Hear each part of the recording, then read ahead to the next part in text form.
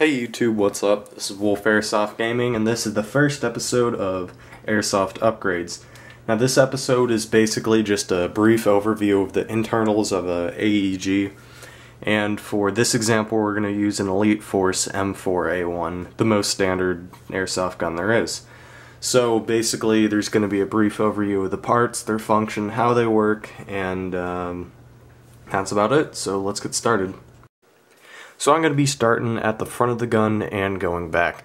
And the very first thing that incorporates the internals of your airsoft gun from the barrel of the gun is the inner barrel and the HopUp unit.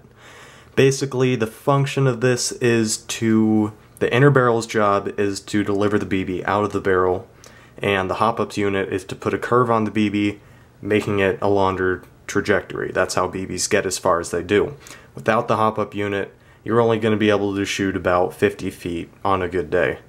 A lot of it is the back curve of the BB, that's why a HopUp unit is so important in an airsoft gun. So the components of this right here are the actual HopUp unit, the HopUp nub inside there, the HopUp rubber, which is this red thing, and the inner barrel. Now this is just a standard inner barrel that comes in AEG. Typically around a 6.08 millimeter. BBs are 6 millimeter, or 5.95, give or take some. But generally, people who upgrade their airsoft inner barrels will get tight bore barrels, which have a closer diameter.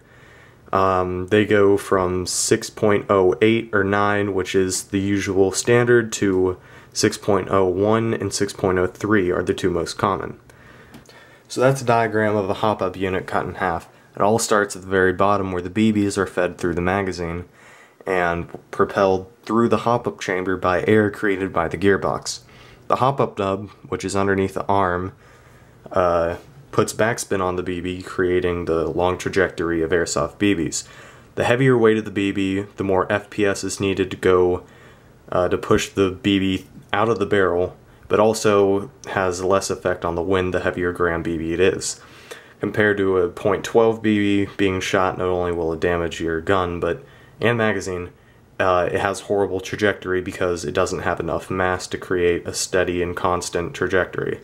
Whereas a .30 BB or a .25 has more weight and more mass, therefore it'll create more of a constant backspin and constant trajectory. Now that all depends your FPS of your gun.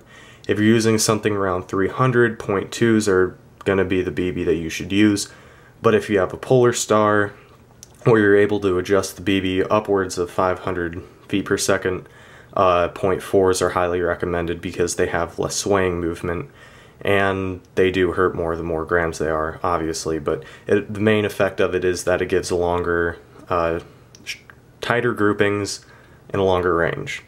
So the next main component of the AEG is the gearbox, which shell isn't here, but the main parts inside of it are. First thing that happens is the motor will turn these 3 gears, which cycles the third one with only half of the teeth present back. Now what that'll do is it'll actually cycle that way, which is clockwise, and will align with the teeth on the piston, pulling it back like that. Now notice how it takes effort to pull it back because it's under the pressure of the spring, which determines your FPS. Now once this the third gear reaches a section which it doesn't have any teeth, this has nothing pulling it back and still has the pressure of the spring. So with the cylinder head having an O-ring, compresses the air inside of the cylinder, launching the air out from there. And notice how the third gear also has this nub right here, which is to take this black piece and pull the air nozzle back, which chambers the BB, and when this is released, pushes it forward so it sticks inside of the HopUp unit, and finally when the piston compresses the air and shoots it out the barrel of the cylinder head, propels the BB out. Okay, so this is a rough outline of what the inside actually looks like with everything aligned. So there's basically 3 parts of how it functions. The first is when the gears turn by the motor, the piston pulls back. The second, the piston is released forward because the teeth are gone on the third gear, which compresses the air on the third step out from the nozzle, which propels the BB outward. And all the parts are seen there. There's the 3 gears here, the spring guide, the spring, piston head, cylinder and cylinder head, and the air nozzles right there. So the next component is right below the gearbox, which is the motor, powered by 2 contacts right there. 99% of the time on AEGs, contained inside the pistol grip, which is right there on the gun, and it's held in by that plate right there. So as soon as you take this off, you'll see that side of the motor, which commonly is a safe thing to take off because it doesn't actually fall apart. Typically motors will be marked with a red side right there for positive and black for negative, and 2 of the contacts slide on each side and give it power. Now depending on whether your AEG is front or rear wired, doesn't matter as far as the motor goes. There's no front wired motor or rear wired motor. They're both identical. The only difference is how it goes through the gearbox.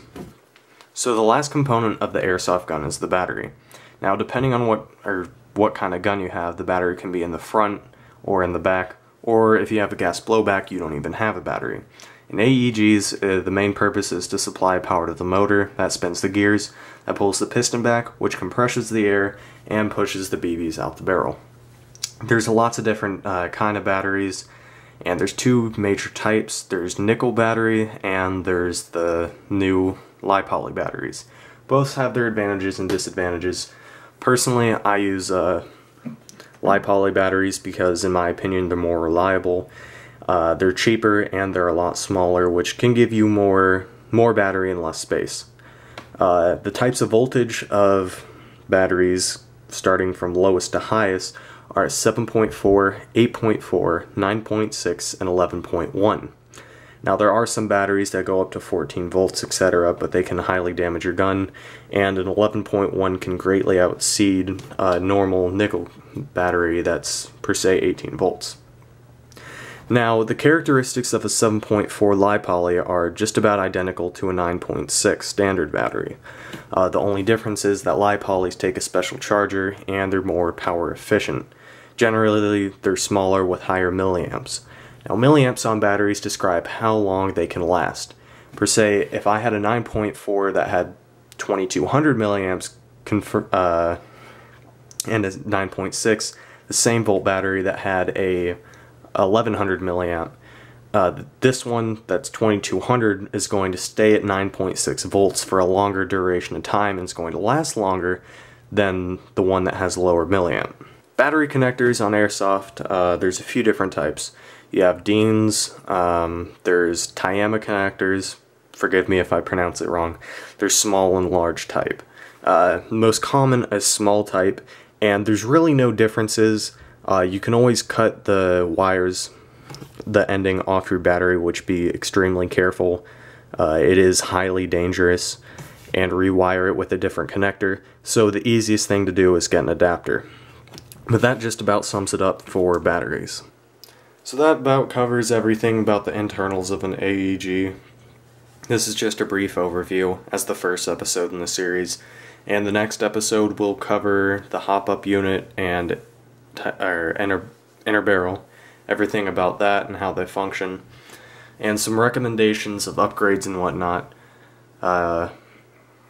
As far as future events upcoming on the channel, I've got a shipment coming in from evike.com, so I'll discuss some of that later. And because it was a little incident I had to order a new HopUp chamber for my VFC Scar H. So a shooting review will be out sometime this week-ish, and that'll be a fun project to work on.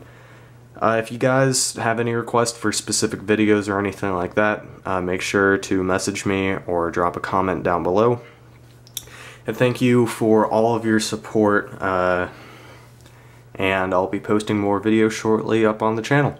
So this is the first official episode of Airsoft Upgrades. Hope you guys like it. Be expecting more in the near future, and this is Wolf Airsoft Gaming, and I will see you in the next video.